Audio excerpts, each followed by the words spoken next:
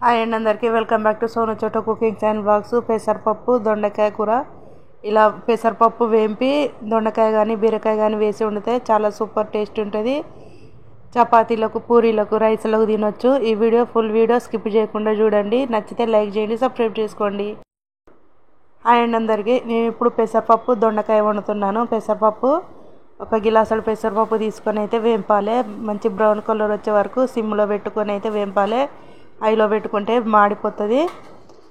ఇలా వేపుకున్న తర్వాత చల్లారిన తర్వాత వాటర్ వేసి నానబెట్టుకోవాలి. ఆ తర్వాత దొండకాయలు, టమాటాలు, పచ్చిమిర్చి, ఆనియన్ కట్ చేసి పెట్టుకోవాలి. నేను చూపిస్తున్న కట్టర్ తోటి, ఆ కట్టర్ తోటి అయితే కట్ చేసి పెట్టుకుంటే చాలా తొందరగా కటింగ్ అవుతుంది. చాలా చిన్న చిన్న కటింగ్ అవుతాయి. కూరలు మంచిగా అన్నీ కలిసిపోతాయి అన్నమాట. ఆ తర్వాత స్టవ్ మీద ఒక గిన్నె పెట్టుకొని అందులో 2 పావుల ఆయిల్ వేసుకొని జీలకర్ర, ఆవాలు, ఎండుమిర్చి అవి ఫ్రై అయిన తర్వాత ఆనియన్, పచ్చిమిర్చి వేయాలి. ఆ తర్వాత అవి ఫ్రై అయిన తర్వాత పసుపు వేయాలి. అల్లం వెల్లుల్లి పేస్ట్ వేసి అల్లం వెల్లుల్లి పేస్ట్ పచ్చివాసన పోయేంత వరకు ఫ్రై చేసుకోవాలి. ఆ తర్వాత చిన్నగా కట్ చేసిన దొండకాయ ముక్కలు వేసి కలుపుకోవాలి. కలిపిన తర్వాత ఒక 5 నిమిషాల పాటు అయితే మూత పెట్టి ఫ్రై చేసుకోవాలి, ఉడికించుకోవాలి. 5 నిమిషాల తర్వాత ఒకసారి కలుపుకొని కరివేపాకు వేసుకోవాలి. కరివేపాకు ఒక 2 రెమ్మలు కరివేపాకు వేసుకొని అలాగే 2 టమాటాలు చిన్నగా కట్ చేసుకొని వేయాలి. వేసి కలుపుకోవాలి. కలిపిన తర్వాత మరో 5 నిమిషాలు మూత పెట్టి ఉడికించుకోవాలి. 5 నిమిషాల తర్వాత ఒకసారి కలుపుకొని తగినంత సాల్ట్, తగినంత కారం వేసుకోవాలి. రుచికి తగ్గ ఇవన్నీ వేసుకున్న తర్వాత కలుపుకొని నానబెట్టుకున్న పెసరపప్పు వేయాలి. వాటర్ వంపేసి అయితే వేయాలి. పెసరపప్పు వేసిన తర్వాత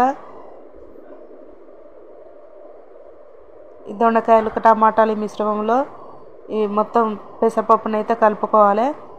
ఆయిల్లో కలుపుకోవాలి. మంచిగా ఫ్రై చేసుకోవాలి ఒక 2 నిమిషాల పాటు. ఇలా ఫ్రై చేసిన తర్వాత వాటర్ వేయాలి. పప్పు మునిగేంత వరకు వాటర్ వేయాలి. మనకు కొంచెం పలుకులుగా కనిపించాలంటే పప్పు మునిగేంత వరకు వేయాలి.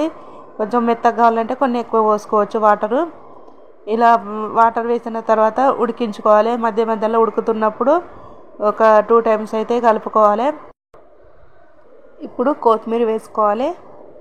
మధ్యలో ఒకసారి అయితే కలుపుకున్నప్పుడు కొత్తిమీర వేసుకోవాలి. కొత్తిమీర వేసుకొని కలిపిన తర్వాత చూడండి, పప్పు అయితే కొంచెం ఉడికింది. ఇంకో కొంచెం అయితే ఉడకాలి.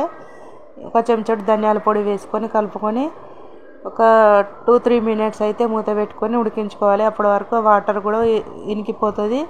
పప్పు ఉడుకుతుంది, వాటర్ ఇనికిపోతుంది. పలుకులుగా మంచిగా ఉంటుంది పప్పు అయితే. చపాతీలకు, పూరీలకు, రైస్లకు తినొచ్చు. దోశలకు కూడా తినొచ్చు. పప్పు మిగిలినప్పుడు దోశలకు కూడా పెట్టుకొని తినొచ్చు. సూపర్ ఉంటుంది దొండకాయ టమాటా అదే పెసరపప్పు కర్రీ. ఈ వీడియో నచ్చితే లైక్ చేయండి, షేర్ చేయండి, కామెంట్ చేయండి, సబ్స్క్రైబ్